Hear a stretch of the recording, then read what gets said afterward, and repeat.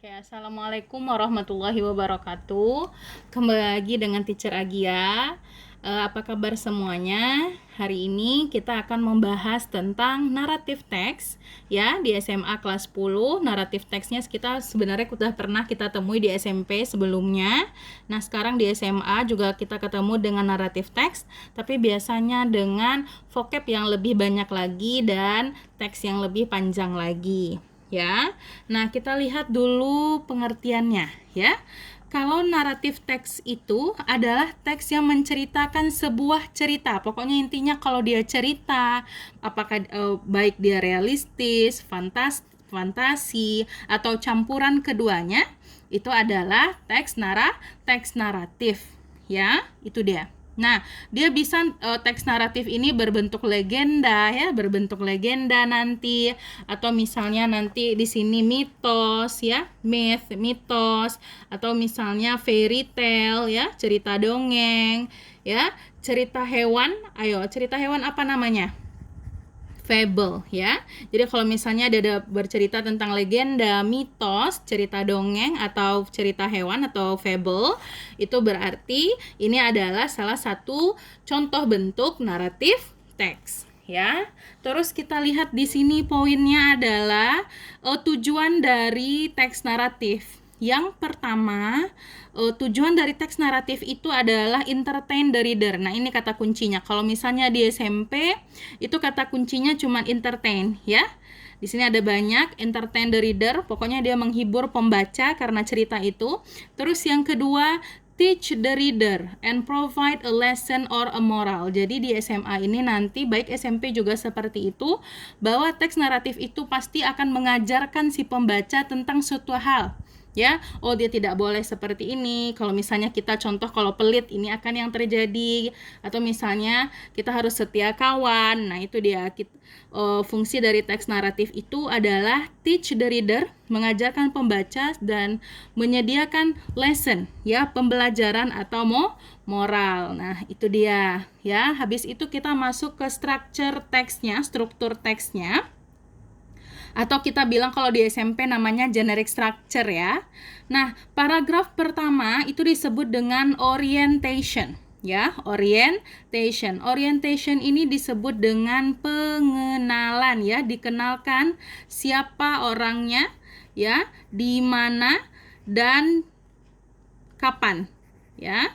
Sorry, teacher balik. Kapan dan di mana. Habis itu paragraf kedua atau paragraf selanjutnya itu disebut dengan complication. Complication itu adalah munculnya masalah, ya, munculnya masalah di cerita tersebut. Setelah muncul masalah pasti ada penyelesaian atau disebut dengan resolution. Sebenarnya di struktur teks ini terbagi dua. Ada beberapa buku yang bilang cuman sampai resolution, ada beberapa buku lagi, jadi ini optional, ya. Ada yang menggunakan reorientation. Ya, reorientation ini berarti pengenalan kembali tokohnya. Contoh misalnya di awal, ya, di pengenalan bawang putihnya baik. Cuman karena sudah ada masalah dan masalahnya selesai, ternyata bawang putihnya jadi jahat. Nah, itu kan berbeda lagi, ya kan? Wataknya berubah, makanya disebut dengan reorientation, pengenalan kembali dari watak tokoh tersebut. Nah, itu dia pengertian, ya, tujuan, habis itu generic structure dari naratif teks. Kita lanjut ke pembahasan soalnya, ya. Kita lihat di sini nomor 11. Pokoknya kalau ada teks panjang, hal pertama kali yang dilakukan adalah baca soalnya, ya. Nomor 11 dia bilang, what was Sufu requested the emperor? Ya, berarti apa yang Sufu janjikan, yang minta, ya, yang diminta oleh Sufu kepada raja. Nah, kita masukkan kata-kata Sufu dan requested. Nih, ada kata-kata sufu, ya, di paragraf pertama nggak ada kata sufu. Kita lihat paragraf kedua, kita harus baca cepat. Nah, di sini ada kata sufu.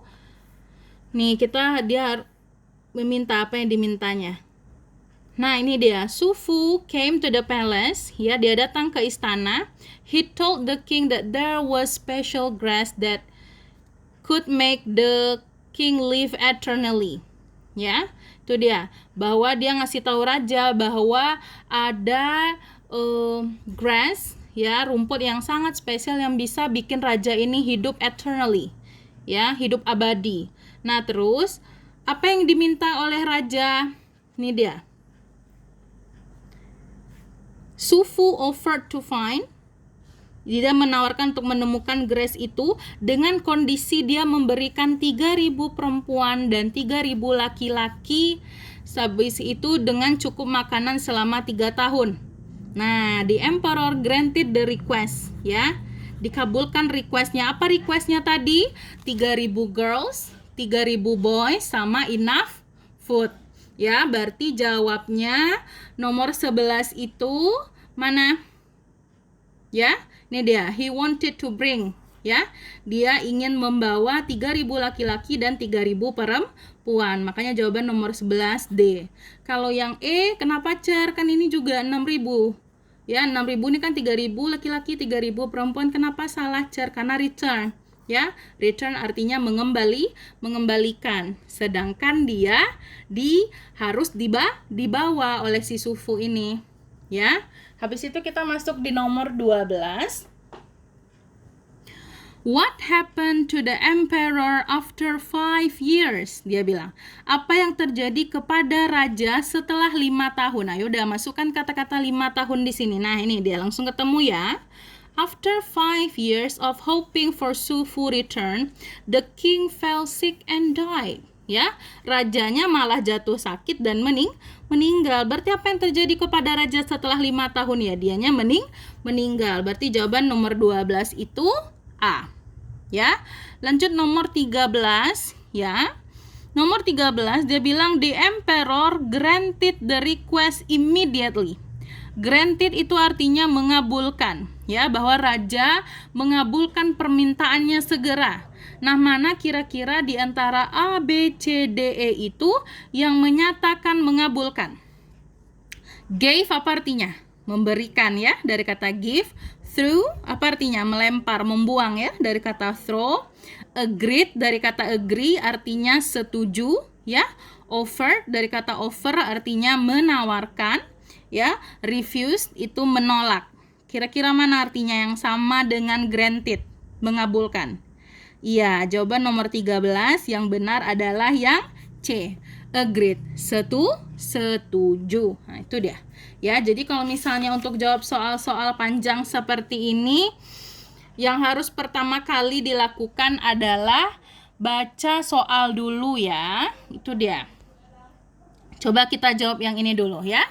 What can we infer about King Atlas? Nah, infer berarti di antara A, B, C, D, E ini mana yang benar mengenai King Atlas? Itu dia. Nah, kita lihat di sini.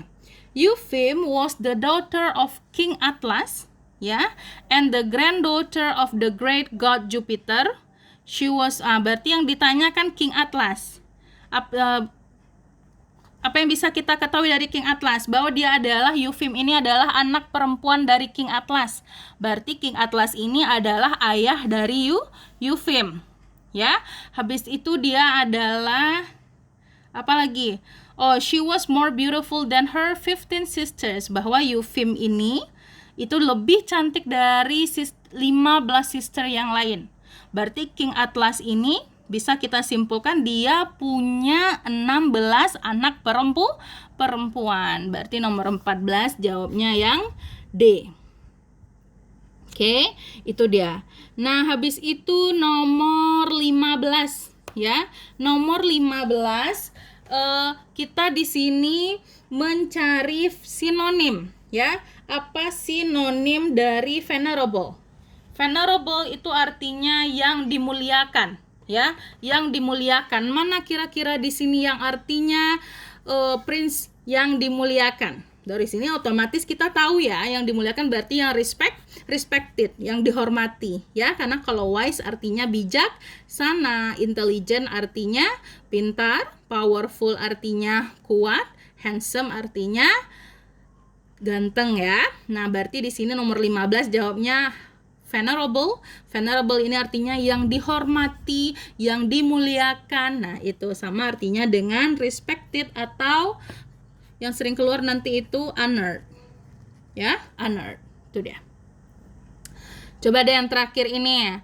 They were as gentle. Dia bilang, what does the underlined pronoun refer to? Di paragraf 6 ya, they di sini.